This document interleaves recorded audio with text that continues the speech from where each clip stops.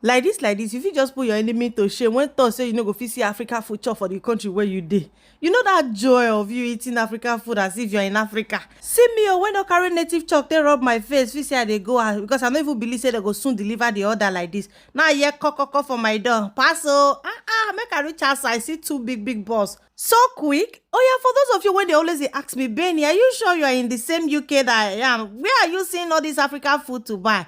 Come me, let's unbox this African food I got from Gosuwosu. In short, I don't even stress myself, go their shop, go buy all those things. They carry and go nagidigba for my domol. The first thing inside are this tarodo pepper, miss one. At least if you use and cook jollof rice, if you use and cook fried rice, even use and cook soup. This one are this my favorite. Oh yeah, see the way where they catch me for body. How they take wrap when you know they spoil. Now wait till they baffle me for inside. See how vegetables fresh, as if you just carry your bag, enter market, go buy and come. I don't know why you see they stress yourself, they waka after you don't do shift 1, shift 2 finish. Madam, let your body rest oh. As a young today, not go young forever. More than 1 year plus when I don't discover this Wosu market, I can bet you I don't stress myself again. You see that stress of you just going from one African shop to another to look for what you want.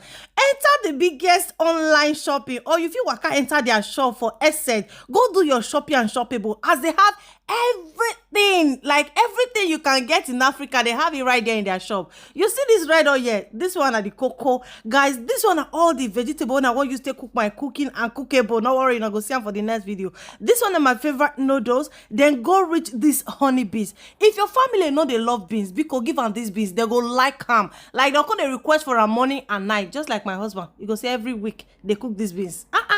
This one are this fresh here. I'm gonna be saying, see, you know even pay for body at all. Their packaging is anyway, make with somebody enter the second box. But before then, I'm going to be leaving the link of how you can shop at Wosu under my first comment, or I go write them inside this video. So make it easy for now. Instead of coming to my DM to ask how can I get it, of course I will not see all DM, but under the comment section on Facebook, depending on where you're watching from, go to Facebook under my first comment. I'm going to be leaving their link on how you fit shop for Wosu, as you don't need stress at all. Sit down for your house, receive your order is the biggest joy for this country, because going out for inside this cold, now you like suffer pass. And the best part of am be say you are not only reducing stress, but you are saving a lot, because their products are super affordable compared to my area. Oh, because I remember how much I take they buy this fish compared to how much I take buy them for their site. Oh my god, at least I saved a lot on this very fish. They remove pounds, small coins when I say for all the top money. This will not be white material, authentic one. I beg, if you not praise me, I go praise myself.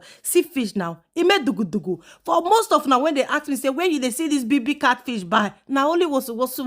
The ones where you go see for other places, you go see say there's small for inside. You carry fish from mat, your mat gonna throw away speed because the fish not strong. Anyway, this one my Oziza leaf. See as it fresh now. I beg, you still give 10 for the rating of this freshness. It fresh and it fresh finish. This one I waiting that deliver out. Imagine say you waka enter their shop, meaning say you go over buy the fresh and freshable. See this my rice leaf, I been a moi leaf. Oh joy, because now I need to enter my head, I go use and take it. You know, concern you. This one are all the fresh plantain, the fresh pepper, the fresh leaf. It just they sweet me for body. Imagine say you no stress on top this one, just sit down for your house. You got parcel.